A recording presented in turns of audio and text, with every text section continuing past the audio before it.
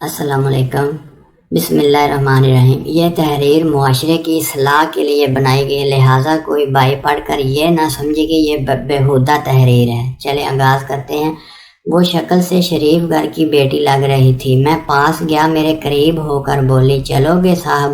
میں نے پوچھا، کتنے پیسے لوگی؟ کہنے لگی، آپ کتنے دیں گے؟ میں نے اس کی نیلی سی آنکھوں میں جھانک کر دیکھا، وہ بے بس سی تھی۔ میں نے بولا، آؤ کار میں بیٹھو۔ وہ ڈر رہی تھی۔ کہنے لگی، کتنے آدمی ہو؟ میں نے کہا، ڈرو نہیں، میں اکیلا ہی ہوں۔ وہ خاموش بیٹھی رہی۔ پھر کہنے لگی، آپ مجھے سگریٹ سے اذیت تو نہیں دو گے نا؟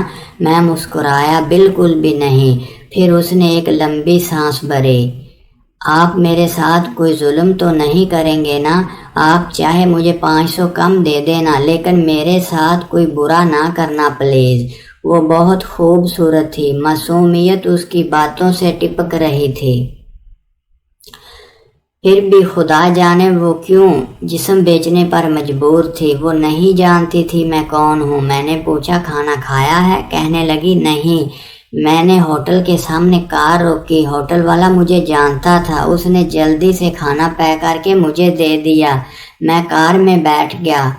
میں اپنے آفس کی طرف چل دیا۔ چوکیدار نے دروازہ کھولا۔ میں نے کار پارک کی۔ اس وقت رات کے تقریباً 11 بج رہے تھے۔ سب اپنا اپنا کام کر رہے تھے۔ وہ مسلسل میری طرف دیکھے جا رہی تھی۔ میں نے کھانا پلیٹ میں ڈال دیا۔ اس سے کہا، ہاتھ دھو لو۔ وہ کہنے لگی، میں نے نہیں کھانا۔ میں نے پیار سے کہا، ڈرو نہیں، کچھ بھی نہیں ہوگا۔ وہ ہاتھ دھو کر آئی، میرے سامنے کرسی پہ بیٹھ گئی۔ وہ کھانا کھانے لگی۔ جب کھانا کھا لیا تو کچھ کھانا بچ گیا۔ کہنے لگی، یہ میں گھر لے جا سکتی ہوں؟ میں مسکرایا، نہیں، بالکل بھی نہیں۔ وہ چپ ہو گئی، برقع اتارنے لگی۔ میں نے کہا، رک جائیں، میرے پاس آ کر بیٹھ جائیں۔ وہ حیران تھی، میری آنکھوں میں دیکھ کر بولی، جلدی سے اپنا کام کریں، مجھے واپس چھوڑ آئیں۔ میں نے کہا، نہیں پوچھوں گا کیوں کرتی ہو ایسا، کیوں بیچتی ہو اپنا جسم؟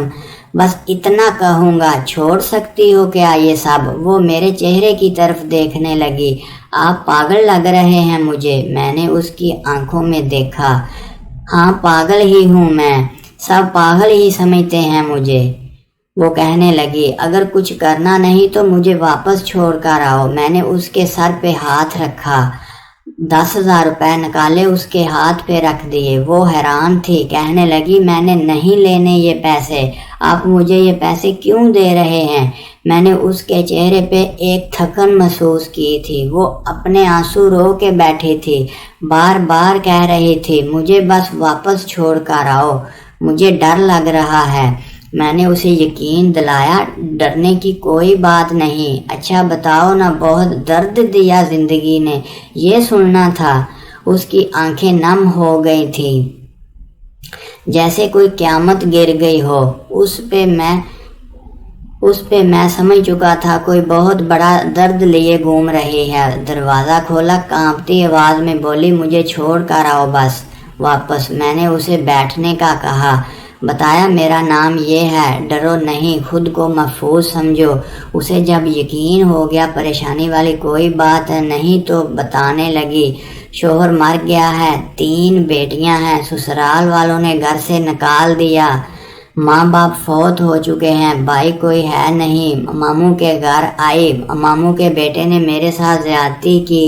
میں نے جب مامی کو بتایا تو اس نے مجھے غلط کہا، مجھے دھکے دے کر گھر سے نکال دیا۔ دور کے رشتہ دار نے ایک بڈھے سے میری شادی کروائی، اس کے بھی بچے تھے۔ اس کے بچوں نے مجھے بہت ذلیل کیا۔ پھر وہ شوہر بھی فوت ہو گیا۔ بیٹیوں کو لیے در بدر بھٹکنے لگی، نہ چھت تھی، نہ روٹی تھی، بھوک افلاس تھی۔ سڑک پہ کھڑی تھی، ایک صاحب آئے، کہنے لگے، 1 گھنٹے کے 5,000 دوں گا۔ نہ چاہتے ہوئے ماں کی ممتا، حالات کی ستائی ہوئی، کیا کرتی، آخر چل دی۔ اب ہر روز جسم بیچتی ہوں، کرائے کا گھر لیا ہے، بیٹیوں کو اکیلا چھوڑ کر آتی ہوں، کیا کروں؟ بہت بار سوچا خودکشی کر لوں، لیکن بیٹیوں کو دیکھ کر ہمت نہیں ہوتی۔ وہ رو رہی تھی، میں زمانے کی بے حس محسوس کر رہا تھا۔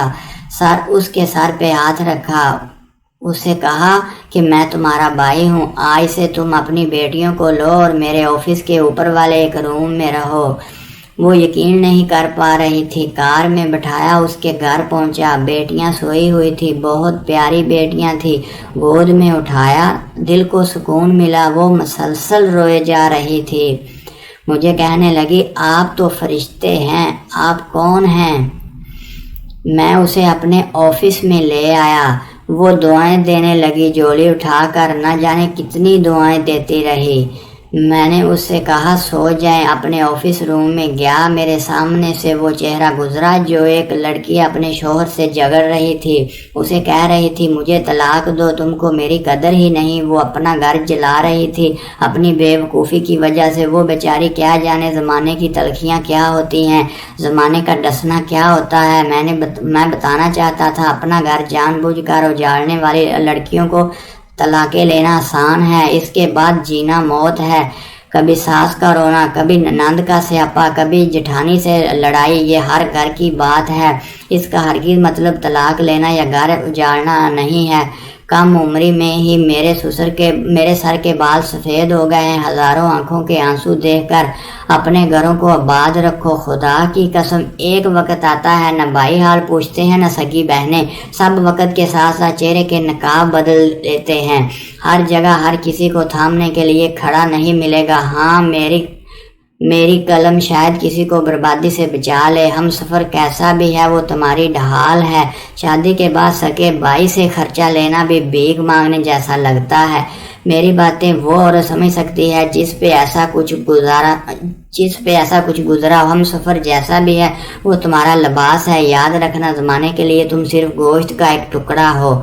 وہ زمانے گزرے، مدت ہوئی جب رشتوں کا پاس رکھا جاتا تھا، اب رشتوں سے کھیلا جا سکتا ہے، عوض پوری کی جا سکتی ہے، پھر پھینک دیا جاتا ہے۔ ہاں قسمت میں لکھا ہم بدل نہیں سکتے، لیکن قسمت خود بھی لکھ بھی سکتے ہیں۔ صبر، برداشت اور چپ کر۔ نہ جانے کتنی عورتیں صرف اس لیے اپنا گھر اجاڑ لیتی ہیں کہ اس کا شوہر اس کو ٹائم نہیں دیتا۔ ہاں یہ شکوہ کرنا درست ہے، لیکن کیا گارنٹی ہے کہ اس کے بعد میں زندگی میں آنے والا اس سے بھی زیادہ برا ہو؟ صرف ایک زندگی ہے، اس کو محبت، پیار، سمجھداری کے ساتھ گزار لو۔ میں اس معاشرے کو معاشرہ نہیں کہتا بلکہ بدبودار سماج کہتا ہوں۔ یہاں جگہ جگہ پہ لٹیرے کھڑے ہیں، عزتوں کے، خواہشوں کے، برم کے، بھروسے کے، اعتبار کے۔ بس آخر پہ ایک بات کہوں گا، اگر تم کو پیٹ بھرنے کے لیے چار دیواری سے باہر نہیں جانا پڑ رہا، اگر تم کو جسم نہیں بیچنا پڑ رہا، اگر تمہارے سر پہ چادر ہے، اگر لوگ تمہارا سودا نہیں کرتے، اگر لوگ تم کو ویشیا نہیں کہتے، اگر تمہارا دامن پکیزہ ہے، اگر تم رات کو محفوظ پناہ گاہ میں سوتی ہو، تو نہ کرنا برباد اپنا آشیانہ، ورنہ روند دی جاؤ گی، نوچ لی جاؤ گی۔ جو طلاق لیے بیٹھی ہیں پوچھو ان سے، وہ سوچ رہی ہوتی ہیں نہ جانے کتنے بچوں کے باپ کی ہم سفر بنو گی، نہ جانے وہ کیسا سلوک کرے گا، اور پھر ساری زندگی یہ تانا سنتے گزر جاتی ہے اتنی ہی اچھی ہوتی تو طلاق کیوں لیتی؟ خیر وہ لڑکی الحمدللہ محفوظ ہے، لیکن وہ روتی ہے زمانے کی بے حسی پہ۔ جانتے ہو کسی عورت کی بربادی پہ کہیں نہ کہیں مرد ہوتا ہے، محبت کر کے چھوڑنے والا دعوے دار ہو یا نکاح کر کے طلاق دینے والا بدبخت عورت۔ خدا کی قسم میرے معاشرے کی زنجیروں میں جکڑی ہوئی ایک قیدی ہے، کبھی باپ کی پگڑی پہ لٹ گئی تو کبھی ساس کے زہر آلود لہجے پہ، کبھی شوہر کی انا پہ خاک ہو گئی تو کبھی اولاد کی وجہ سے۔ مرد اگر سمجھ جائیں میری اس تحریر کو تو شاید میرا معاشرہ بدل جائے۔ ہاں کچھ عورتیں ہوتی ہیں بازار ویشی، جن کو جتنی بھی عزت دی جائے وہ عزت کی چادر سے زیادہ بازار کی رونق بڑھنا پسند کرتی ہیں، پھر ایسی بدبخت عورتیں ایک بدبودار معاشرے کو جنم دیتی ہیں۔